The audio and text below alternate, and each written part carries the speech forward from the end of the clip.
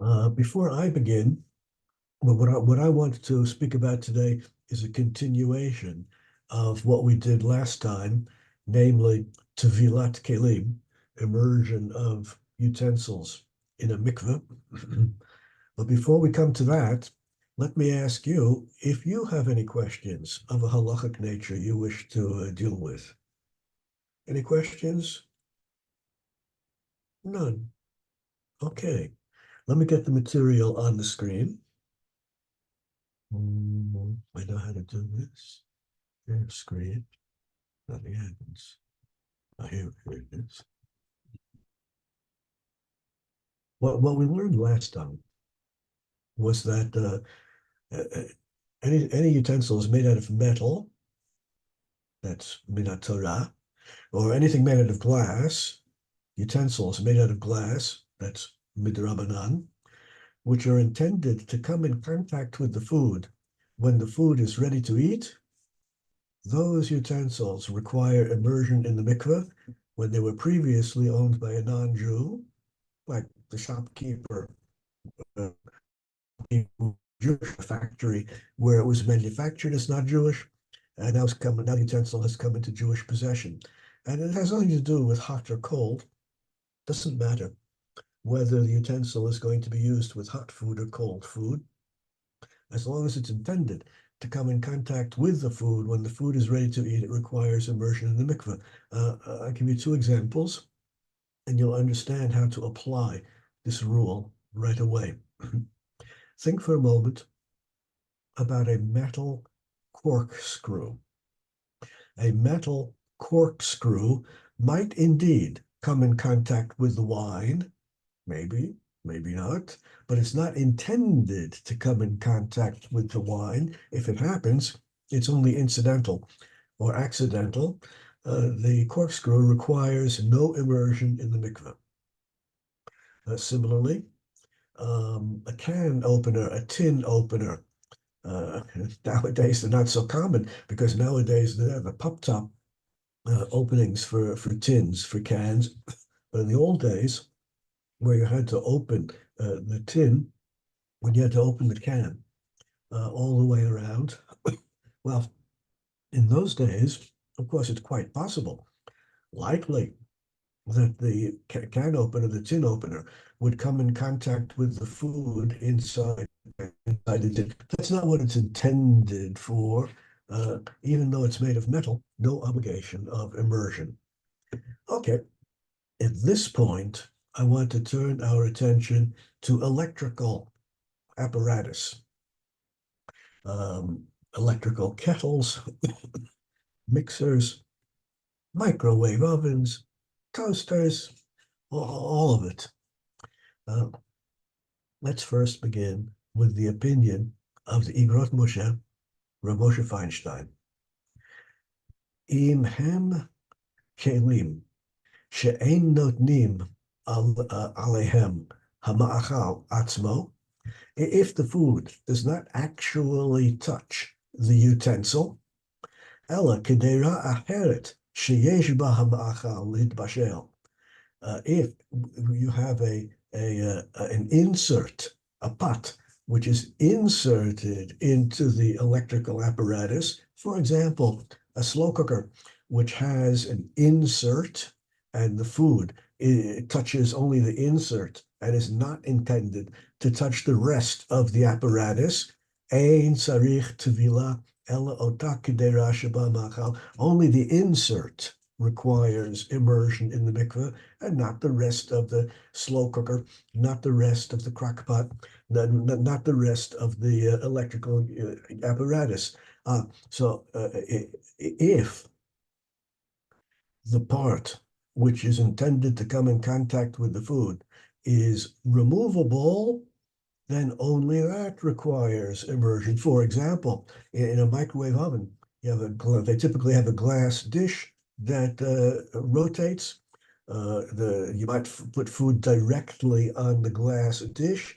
It's the glass dish which requires tevila, immersion in the mikveh, and nothing else, because nothing else is intended to come in contact with the food when the food is ready to eat. ואם הוא כזה שנותנים בו מאכל עצמו, now if you have an electrical apparatus where the food actually touches the apparatus, an electric kettle, an electric hand mixer, stand mixer, something where the food actually touches metal or glass parts, which are not separable, which are part of the apparatus. Sarich tvila. The whole apparatus requires tvila, requires immersion in the mikveh. Now, in my experience, which is not very great, in my experience, as long as the apparatus does not have a microchip in it, as long as the electrical apparatus does not have a microchip in it, the immersion in the mikveh will not ruin the apparatus as long as you let it dry for a week or so after the immersion. That's usually possible. This, however, is not a very pleasant activity, and most people would prefer to avoid it. If you wish to avoid this, I recommend the following procedure.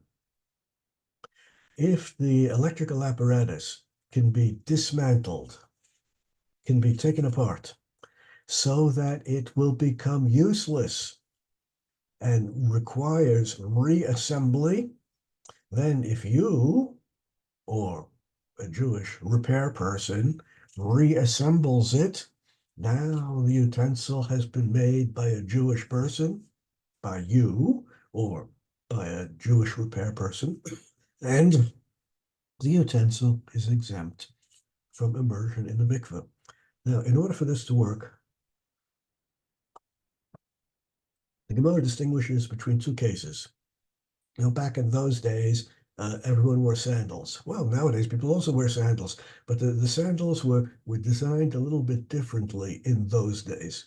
In those days, when you bought the sandal, there were two kinds of strings used to hold the sandal on your foot.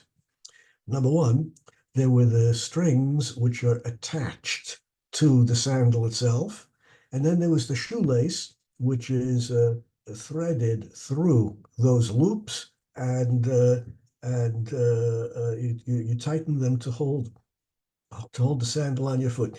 Now, as far as these are concerned, just removing the shoelace, although it does make the sandal useless, is not effective if you, a Jewish person, reassemble the sandal by putting the shoelace in yourself. That does not exempt it from tevila, immersion in the mikveh. Back in those days, all kinds of things had to go to the mikveh if they became ritually impure, because just replacing the shoelaces is something which everyone does by themselves. It does not require an uman, does not require a craftsman to do.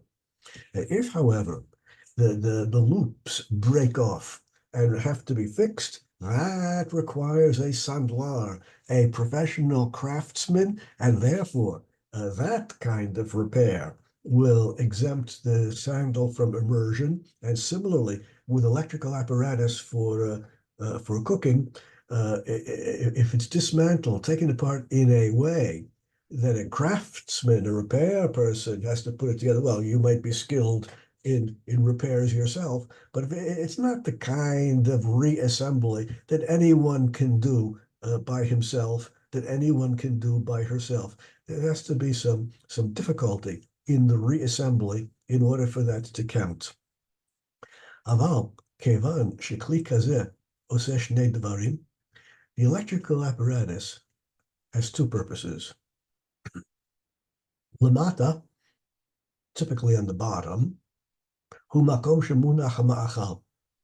On the bottom, you have the food. He's thinking about a kind of apparatus where the heating element is on top and the food is on the bottom, and it gets broiled from the top. The food sits on the bottom part, ulamala, and the top part has chutei ha'elektri shehu ha'esh mivashel. That's where the heating element is, on the top. Well, it could be the other way around. It really doesn't matter. what's on top and what's on the bottom, but we have two parts here, the part which holds the food and the part which holds the electrical stuff, the electrical wiring. In a case like this, tzarich tvila rak chetzi hakli hatachton shemesimim shama ma'achal. In a case like this, only the part of the utensil which is intended for the food to rest, that's the only part which requires immersion in a mikveh. Think for a moment about a handheld immersion mixer. Handheld immersion mixer has metal blades on the bottom which whirl around. Those metal blades are intended to come in contact with the food when the food is ready to eat, obviously. The motor, the electrical motor is on the top, the part you hold in your hand, and down on the bottom are the blades. Only the part which comes in contact with the food requires immersion in the mikveh. One can carefully immerse it into the mikveh so that only the part which comes in contact with the food is under the water. The electrical part does not have to be immersed at all. Makam ha'elyon, shesham chutei ha'elektri, the part where the electrical wiring is, ein sarich tevila, no tevila is required for that part. Even if the whole thing is miksha achat, even if the whole apparatus is one single apparatus and cannot be disassembled very easily. Av shekli echadu, even though this is all one single utensil, not easily taken apart, perhaps impossible to take apart without breaking it. Eino tzarich litbol kulo. The whole utensil does not require immersion. Delo niftal ha'elyon l'tachton l'hachshiv gam ha'elyon l'kli suda. Because the electrical part is in no sense a kli suda. The electrical part is not used for serving food. You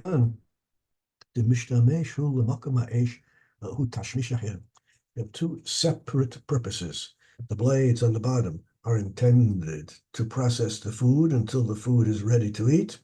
The electrical motor on the top has a whole different purpose, namely to operate the blades.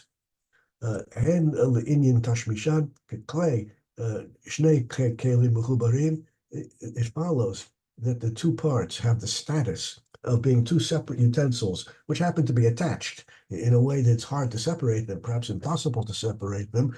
But in an electrical apparatus, the electrical part does not require immersion in the mikveh, only the part which is intended to come in contact with the food when the food is ready to eat. Nish'ar rak shemakam hachibur lo yutbal b'mayim. The part of the utensil which is right at the middle point between the electrical motor and the bottom part, which comes in contact with the food, does that part require immersion? Hu bedin beta starim. Well, the rule is, I have to explain to you the rule of beta starim, the hidden parts. Beta starim, the hidden parts. This is a big chiddush of the Igus Moshe. This is one of his bigger chidushim. The story begins when he was still a young rabbi, a whippersnapper in Eastern Europe, in some little village in Russia. He was not even fresh out of yeshiva because he never learned in yeshiva in his life. And back in those days, in the town of Luban, I probably don't pronounce it correctly. Back in the days of the communists, Rav Moshe Feinstein built a secret mikveh in the public bathhouse. One of the baths in the public bathhouse was a kosher mikveh. Back in the days of the communists, only within hundreds of kilometers, women traveled great distances in order to be able to use that mikveh. Once, a lady asked him the following question. She had a punctured eardrum.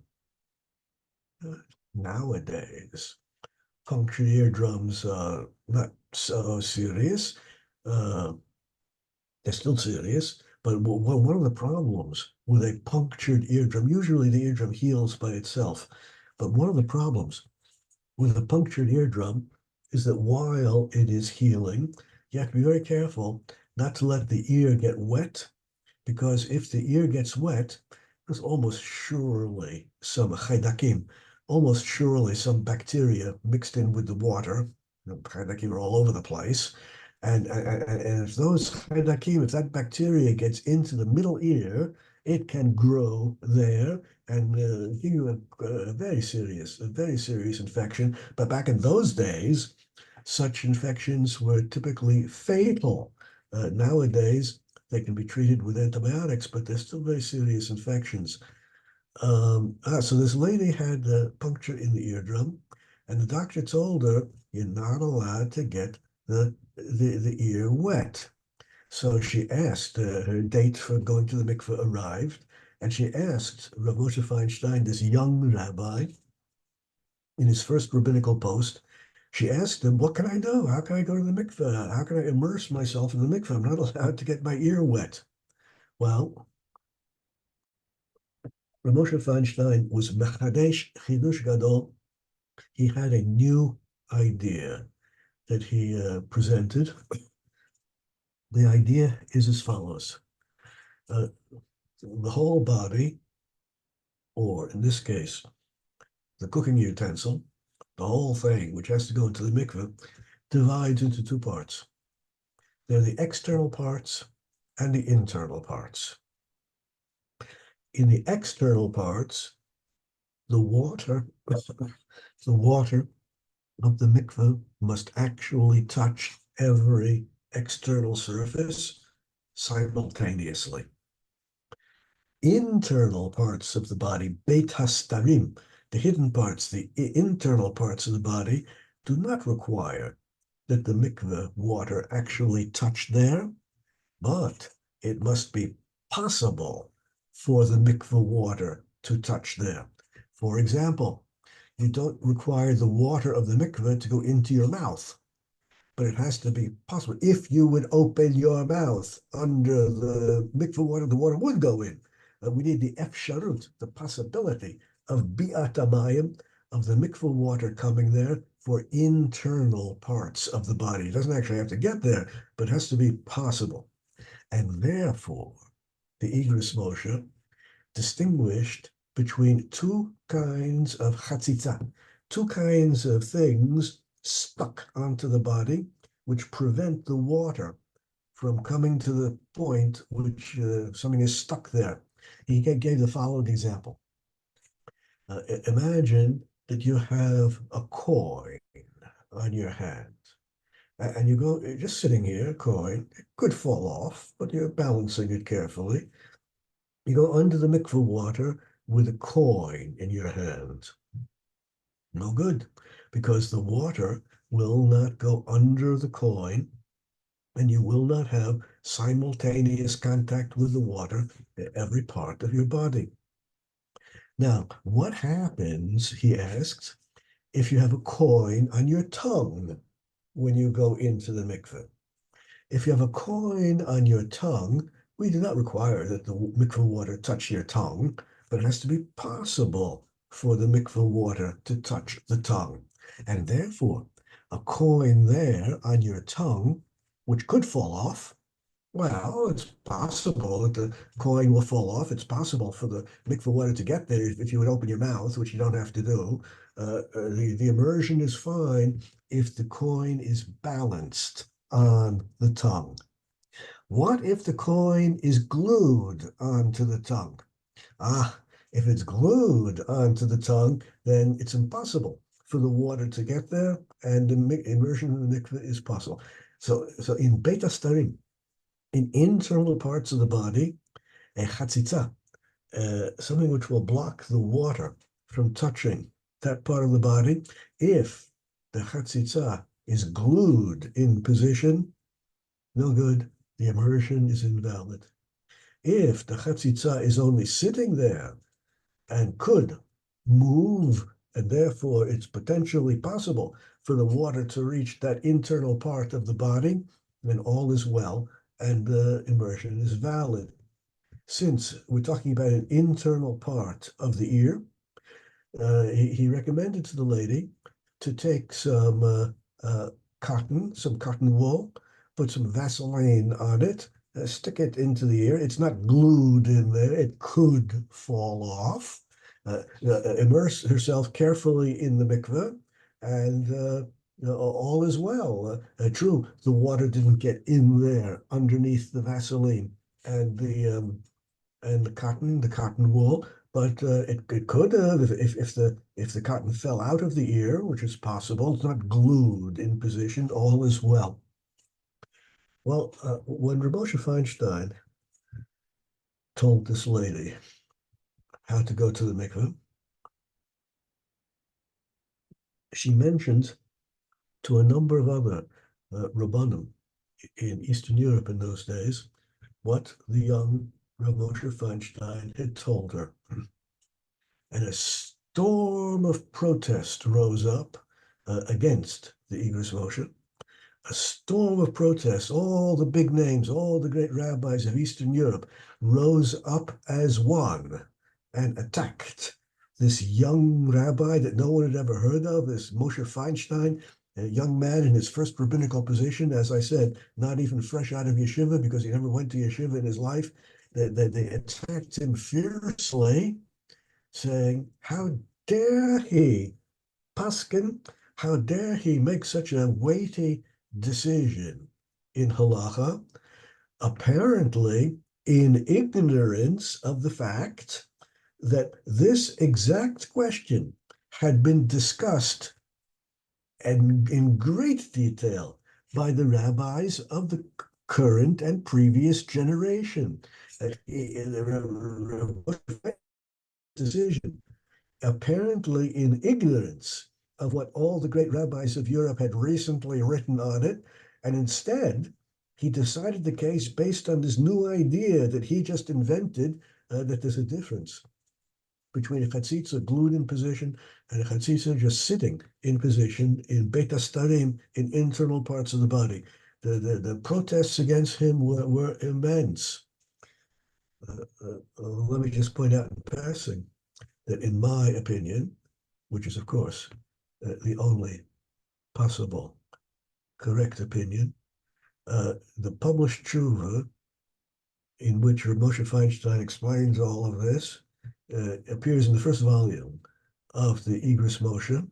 He had written it when he was still in Eastern Europe, but it wasn't published until he was in New York in the first volume of the Igros Moshe. In my opinion, which again is the only possible correct opinion, I suppose, the tshuva is a forgery. The reason I'm quite sure that the tshuva is a forgery is because it was written in Chodesh Adar in the year 1917, and Vaseline had not yet been invented then. And therefore, his advice to put Vaseline on the cotton could not possibly have been written in that little village in Russia when the tshuva was originally written.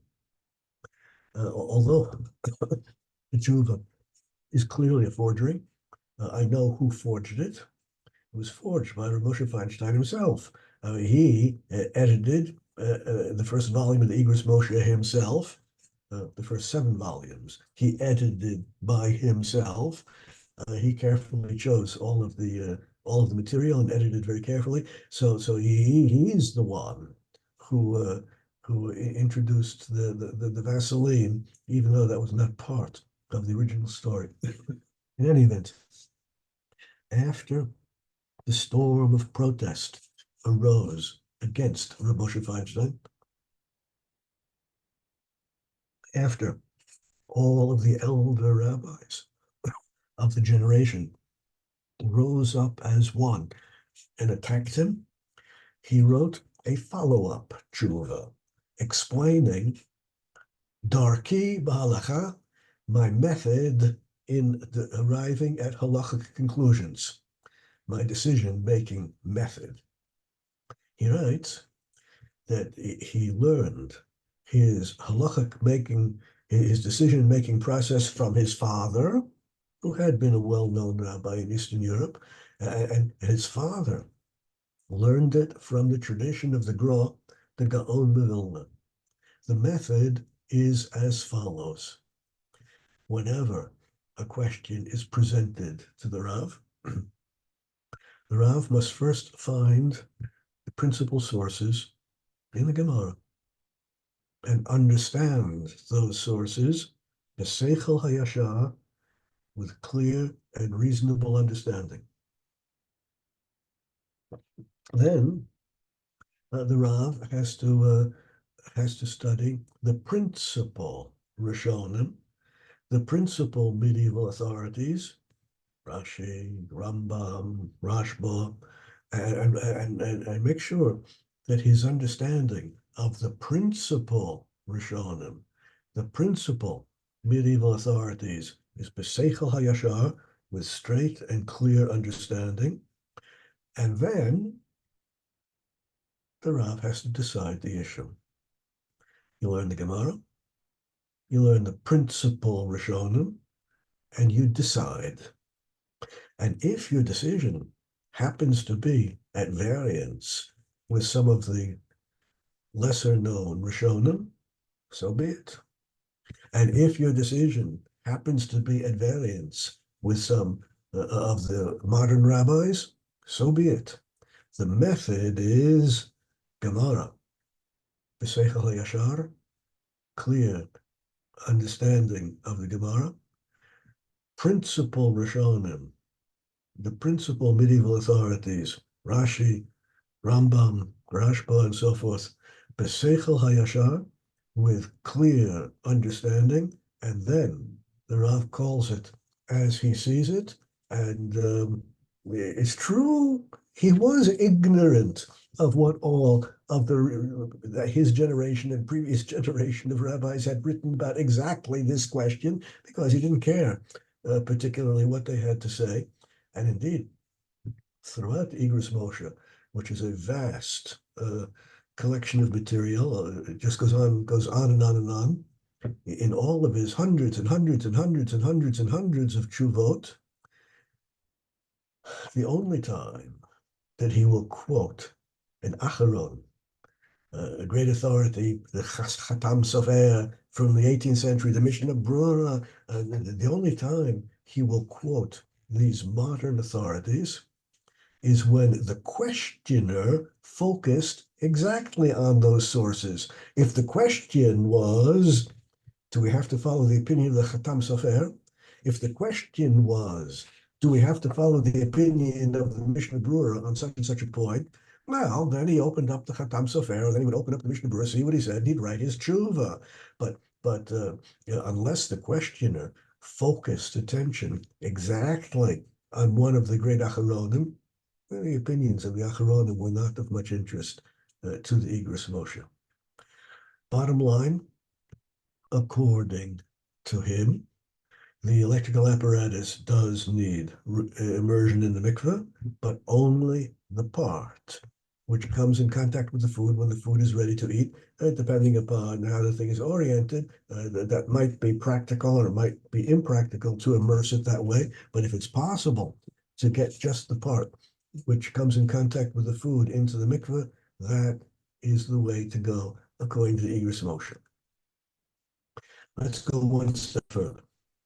The Chelkas Yaakov.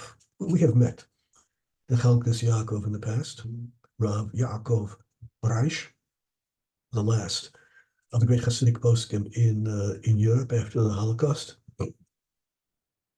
Of course, where he came from in Eastern Europe, he came from a town which didn't have electricity, much less electrical apparatuses in the kitchen. After the Holocaust, he ended up in Switzerland, where people, of course, were using electrical apparatus. Be'inyan kaf chashmali, the chimum mayim.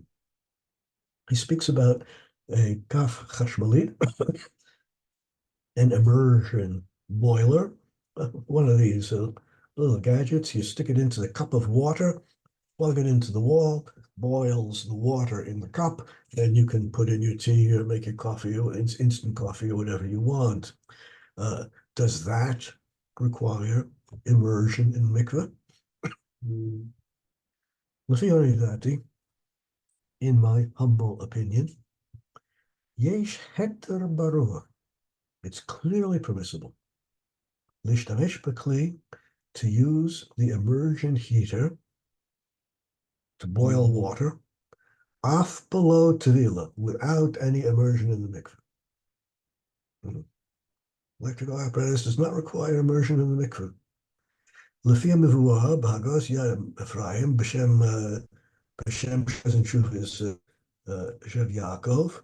The source is as follows: Kedera shel nechoshet, a copper vat, a huge copper vat, which holds hundreds of liters of whatever they're making in the factory, beer or whatever it is they're making in the factory. We have a huge copper vat to prepare hundreds of liters, hundreds and hundreds of liters of beer or whatever it is at the same time. Kavua b'tanur, Besachoref, and this vat, copper vat, is fixed in place in the oven, so it has all of the hot coals under it. Noagim shalol tova, that requires no immersion in the mikveh. Why does that require no immersion in the mikveh? Tama minig, the reason for this, kevan shekovim oto b'tanur, because the copper vat is fixed in place, attached to the oven, and the oven in turn is attached to the ground. It follows, therefore, that this vat, copper vat, which is attached to the oven, which in turn is attached to the ground, has the status of being mechubar lekarka, has the status of being attached to the ground, mechubar lekarka. The only way that these vats are used is when they are attached to the ground. Well, attached to the oven, which is attached to the ground, which is the same thing. Anything which is attached to the ground is immune from tumah v'tara, cannot become ritually impure, and therefore requires no immersion in the mikveh. And the electrical immersion heater, which you stick into a cup of water to boil the water, has an electric wire which is plugged into the wall. The wall is attached to the ground. The electric immersion heater has the status of being mechubar lekarka, attached to the ground, and therefore is exempt from tevila, exempt from immersion in the mikveh. Now, the same Hilchos Yaakov, in a subsequent tshuva, speaks about electrical kettles. Im rov tashmisho shelo b'mechubar להחזקת אוכלים ומשקים בזמן שאינו מחובר לחשמל. There are two kinds of electric kettles. They're the kinds which majority use. They work only when they're plugged into the wall. And there's the other kind of kettle, which in Israel they call the kumkum nishlaf. It has a base where the electrical apparatus is, and the kumkum itself can be removed from the base. And therefore, when you pour the hot water into the cup, it's no longer attached to the ground. Well, if the part which holds the water or the food is separable and therefore not attached to the wall by the wires, then it requires tevila in the mikveh. That's the opinion of the Hilchos Yaakov. That's a big kula, a big leniency, and uh, there are people who are relying upon it, and among the great rabbis who rely upon this leniency, that anything which works only plugged into the wall is exempt from tevilah. Among the great rabbis who embraced this opinion was the Sridei Yechiel Michael Weinberg, who happened also to be in Switzerland after the Holocaust. He pointed out as follows: if a Jew buys a bottle of wine, kosher wine, in the kosher grocery store. Now the glass bottle was originally manufactured in a non-Jewish glass factory. Uh, at the moment, the bottle is exempt from tevilah, exempt from immersion, because at the moment, the bottle is being used not to drink from, rather at the moment, the bottle is being used to market the food. And kli schora, utensils used for marketing, are exempt from immersion. That everyone agrees to. You drink all the wine in the bottle. Now you want to rinse out the bottle and use it to hold water, to serve water on your table. Most poskim, the overwhelming majority of poskim, hold that bottle now requires tevilah, immersion in the mikveh. You don't know about this. I, my experience has taught me that the water in the mikvahs for utensils, the utensil mikvahs, the water is not so clean. If you immerse a dish, so you can wash the dish when you get home, there's no problem. But if you immerse a bottle in the mikveh, how are you supposed to get into the bottle and do a good cleaning job?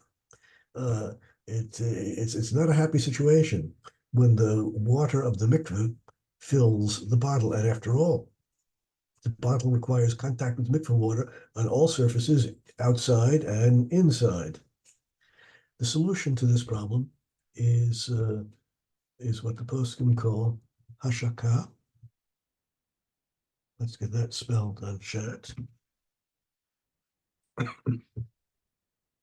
Hashaka, which works as follows.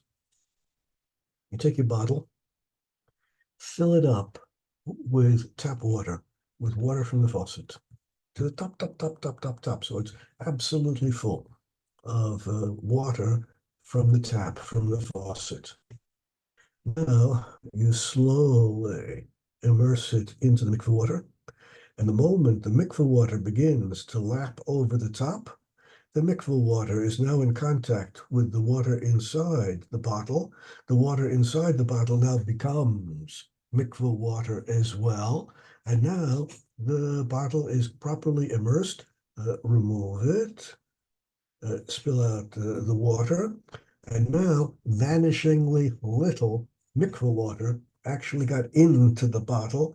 And now it's easy to clean, and it'll be ready for reuse. The Sridei Yechiel Michael Weinberg, also in Switzerland, after the Holocaust, as I said, pointed out as follows: when a Jew buys the bottle of wine, kosher wine, in a kosher store, the bottle was manufactured in a non-Jewish glass factory. The Jew, the Torah observant Jew, has in mind that he's buying only the wine and not the bottle. I do not wish to acquire the bottle. I'm buying only the wine. Well, now when you take the bottle of wine home, you own the wine, but you don't own the bottle. Who does own the bottle? The bottle is still owned by the non-Jewish manufacturer, because the Jewish retailer, Torah observant Jewish retailer, the guy who runs the kosher store, when he bought the bottle of wine, he had in mind not to acquire ownership of the bottle, and the end customer had in mind not to acquire ownership of the bottle. So the bottle has never left the ownership of the non-Jew who owns the factory where the glass was manufactured. Well, the rule is a kli, a utensil owned by a non-Jew, does not require tevila. The obligation of tevila begins only when the kli moves from non-Jewish into Jewish ownership. Therefore, food manufacturing facilities in India, China, Europe, wherever, if the owners of the factory are not Jewish, there's no particular reason why their utensils require immersion in mikveh. They're totally exempt. Once I had a Talmud who got a job as a mashgiach kashrut in one of the large high-tech companies here in Yerushalayim, and the kitchen, the restaurant for the workers was Mahadran, because a lot of the workers in this particular high-tech company wanted Mahadran food. And he got the job as being their mashgiach. And one of the problems that they had when he took over the job, he realized that the cutlery, the dishes, the pots and pans, none of it had been taken to a mikveh. What to do, what to do, what to do. He and I discussed the question back and forth, up and down, could not figure out any basis for leniency until min hashamayim, the correct question fell into my head, and I asked, tell me, who owns this high-tech company in Yerushalayim? Oh, this company is owned by a non-Jew who lives in London, who owns the whole company lock, stock, and barrel. Oh, wonderful. All of the utensils of the restaurant, the dishes, the cutlery, the pots and pans, all of it is owned by that non-Jew in London, totally exempt from immersion in the mikveh. Okay, up to this point, we've seen somewhat of a leniency in the Igros Moshe, only that part which comes in contact with the food requires immersion. The rest of the electrical apparatus does not. Big leniency in the Chalkas Yaakov, which admittedly is not embraced by most other poskim, as long as it only works when it's plugged into the wall. That's called mechuber lekarka, attached to the ground and exempt. Now, let's look at the Shevet HaLevi. Rav Vosna, originally from Europe, but he was in Bnei Brak. Al yasir libcha. Do not allow your heart to fool you. Do not be deceived. Lahatir al pi misha ratza lomar dekevan demechuber al yedei chut lekotel. Do not be deceived. Do not allow yourself to believe that some great rabbi, namely the Chalkas Yaakov that we just looked at a few minutes ago, holds that anything which is plugged into the wall, electrical apparatus plugged into the wall, has a status of kli mechuber lekarka, has a status of being attached to the ground, and is therefore exempt from immersion. Honest deity, in my humble opinion, this is so much hot air and absurd. This leniency is totally unacceptable. Ha'gufa tekli tolosh shechibru lekarka potter b'netvila gam zem mefukpak. After all, the whole origin of the leniency about those copper vats, that too is doubtful and subject of controversy. And the Ber Moshe, the Debretziner Rav, rejected this leniency? Absolutely. Eineni ma'amin shedevarim ke'ela yatzu b'pi Rav Baldas. I can't believe the Ber Moshe wrote that any intelligent rabbi would ever say such a thing, that a utensil should be exempt just because it's plugged into the wall. Ushtus meikar, this is just silliness. Ein shum tzorach lahashiv alav. There's no need to even reply to his arguments. They're so silly. Well, the vast majority of poskim reject the leniency of the Chalkas Yaakov, and therefore, even though it's plugged into the wall, require immersion in the mikvah. Now, I like to think of myself as being very tolerant,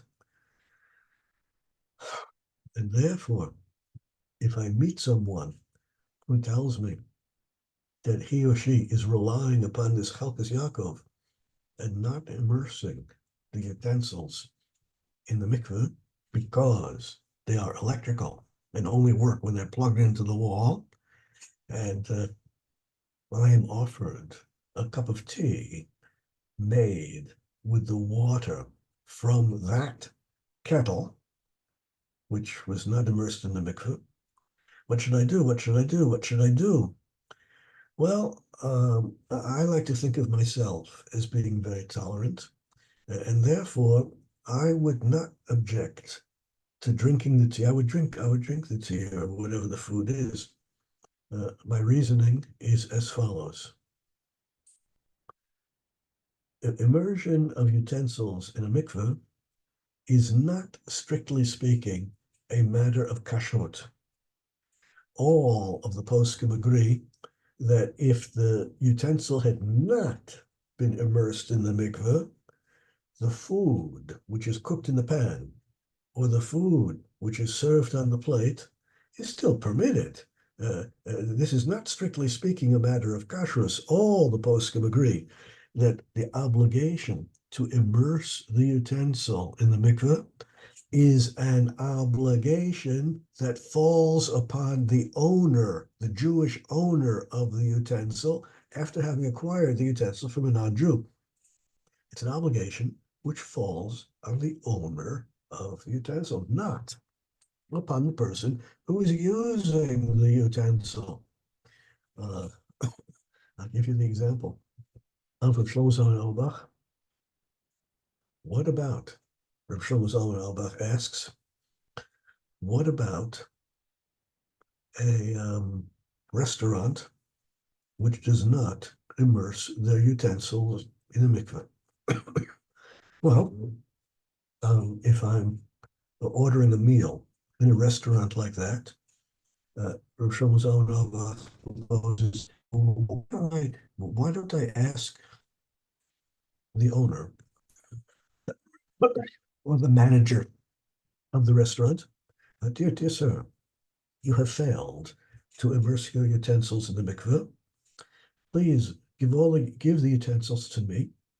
I'm going to take them to a mikveh. I'll be back in half an hour with all your utensils. Is that okay?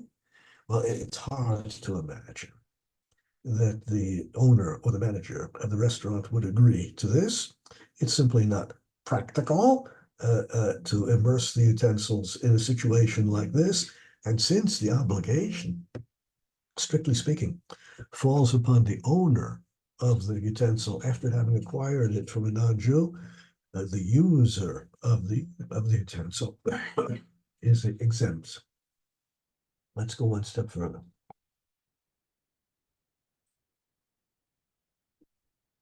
Rav Shlomo Carlebach is quoted. I think so. Yes. In that kind of situation, you wouldn't be being just tolerant or seeking shalom. You'd be normal. Correct. Yeah. Correct. Absolutely correct. Rav Shlomo Zalman is quoted in this sefer as saying as follows: Kli chashmali she'eino rotzeh lachnis lemei mikveh. If you have an electrical apparatus which you do not want to immerse in the mikveh, you are afraid that it will be ruined. in peruko, midbatel, miliot kli, v'harkavato, yichol le'asod rak al yedei uman. If the utensil can be disassembled, dismantled in a way that only an uman, only a craftsman can reassemble it.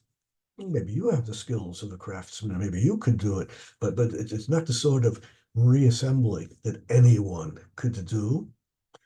Dafka velo al yedei hedya, not ordinary people would not be able to reassemble and fix the utensil.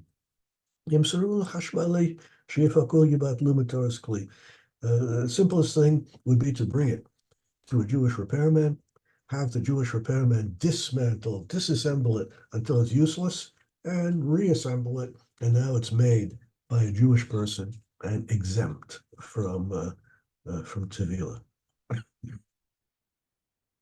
The Ber Moshe says, Tfilas, elektrisch and toaster. I don't know exactly what an elektrisch toaster is, but it's something that they have in New York, an elektrisch toaster. Yifarek uman Yisrael at a toaster. Bring it to a Jewish repairman who can disassemble it. V'achakach yitaknu, and then it can be reassembled. Or bring it to the mikveh and wait a few days until all the electrical wires dry out inside. Those are the two approaches which are the normal approaches according to most poskim. Either immerse it and wait a few days until you're confident that everything dried out inside. And my experience has been that as long as there's no microchip in the apparatus, it will work fine. Alternatively, disassemble it until it's useless, take it apart until it's useless, and have a craftsman reassemble it.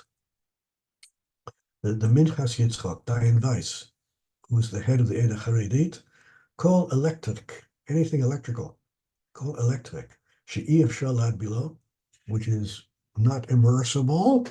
Immersing it will ruin it. Yitnenu la'akum, give it to a non-Jew as a gift. Kikein isa b'darchei tshuva, b'shem shulchan gavoa, kol davar she'iv shalad below, machmad godel v'kovdo, just give it to a non-Jew. This is a method which works very well.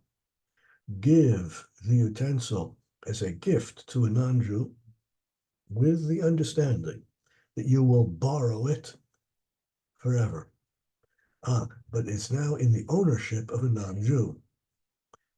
Similarly, if you are on holiday somewhere in the Swiss Alps and you want to buy a knife to cut fruit or vegetables with, and there is no mikveh around, well, you can make a deal with a non-Jew saying, accept this, please, as a gift, with the understanding that I will be allowed to use it forever. Alternatively, make a deal with the shopkeeper that you are buying the knife from, the non-Jewish shopkeeper, saying, I'm here, I'm paying the full price of this knife, this glass cup, whatever it is.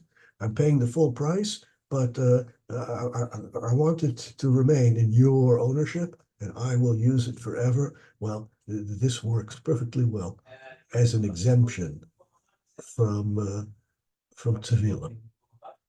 Okay, these are the principal sources I wanted to look at today. Do you have any questions you want? Yeah, I'm having difficulty with that concept, like that you give it to the non-Jew and that you can use it forever. Does that not seem incredibly contrived? Like, who are we? Well, of course, this is in a situation where it is impossible to immerse the utensil. Either it'll get ruined or there is no mikveh around. Of Okay, course, so if you're in the Swiss Alps where there's a lot of snow around, as long as the snow is at least arba'im se'ah, if it's a heavy snowfall, you can immerse the utensil in the snow.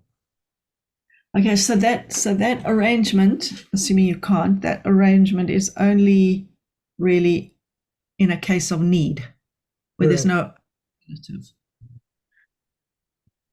Correct. If it's impossible to immerse the utensil because it will get ruined, or because there simply is no mikveh available. Is that a kind of b'di'evet? Would you call that a b'di'evet situation? Yes, with the understanding that halachot, which are valid b'di'evet, apply from the moment that it's impossible to do the halacha in the correct way. The correct way is, of course, to immerse it in the utensil, to immerse it in a mikveh. When that is impossible, then all of the leniencies which apply b'di'evet click into place. Rabbi Fink, I have a question. Yes. And I'm sure you've covered this, but I was wondering, what is the genesis of the concept of having to put dishes into the mikveh? I mean, what difference does it make if I buy a pot and I don't put it into the mikveh? What is the rationale? Did you cover this? No, I didn't. Uh-huh. Well, you should not question the halacha. You should just accept it the way it is. You should not ask these questions. Mea culpa. Excellent question. The answer is as follows. In the Torah, in Milchemet Midian, when the Jews on the way from Egypt to Eretz Israel had warfare with the Midian, the Jews plundered a lot of their cooking stuff, their pots and pans. And the Torah said, the verse says beferush explicitly that metal utensils plundered from the non-Jews require immersion in the mikveh before use. And as we said, in later generations, glass utensils were added midrabanan to this. Now the next question, of course, is why does the Torah insist on immersion of utensils which were plundered from Midian? According to the Mefarshim, according to the commentaries on the Torah, this is because the utensil, rises in Kedusha when it moves from non-Jewish ownership into Jewish ownership, and it's the Aliyah, the rise in Kedusha, which requires the mikveh. Is it possible? I'm sorry. Is it possible? Is it related also to avodah zarah? That the utensil not related. No. Even if the non-Jew is in no sense oved avodah zarah, still the tevila is required. Interesting. Can I ask a completely different question? Sure. Yeah. So if I purchase peeled product, a peeled fruit, like pomegranates, comes in a container, and it's kosher, it's mahadrin, but I have a relative who likes things to be extra special mahadrin, and what I do for him is I will do additional Truman Meiser on those other things, but this is already peeled. Can I say Truman Meiser on the peeled box of already? Yes, you can. Yes, you can. You okay. Take out a little bit more than 1% and say the text. Another strange question. How about if it's already an item? I'm sorry. Just on that point, without a bracha, because the mitzvah is probably already done. Just on that point, in terms of the Truma and Misa on fruit and vegetables, what's extra special mahadran mean? That you do it yourself and don't rely upon any action. Okay, so it wouldn't be bal tashchis for the fruit. No, it's okay. And indeed, Rav Efrati, who is the big name in Trumot and Maserot, and he gives himself hechsher on a huge number of yarkanim, greengrocers, and a huge number of products. He recommends that everyone do it himself, everyone do it herself when you get the food home. But thanks. Sorry. Not a cooked, just to take it to its extreme. What if there is like a pot of boiled potatoes and you've realized that you may not have taken just Truman Meiser? slice off a little bit of one potato, more than 1% of everything in the pot, say the text, and you're set. Oh, Baruch Hashem, beautiful. Thank you. Okay. I have a question. Yes, yes, Jody. I bought a pomelo, which is made in Israel, grown in. What do I do? Well, you can ask the local rabbanim. They're down under in Australia. It could be that all of the produce which comes from Eretz Israel has Trumot and Maserot separated from it before it goes into the market. That could be, but it's probably not true, in which case you have to do it yourself. How do you do that on one pomelo? Slice off a little bit more than 1% and say the text. Okay, thank you. So it's not that complicated. Somebody said it. And no bracha, of course, because the mitzvah might already have been done in Israel. Okay. Thank you. Okay, that's it for today. Okay, look forward to seeing you all again next week. Have a good week, a safe week, and a good Shabbos, and we'll meet again next week. Thank you so Till then, Also. Shabbat.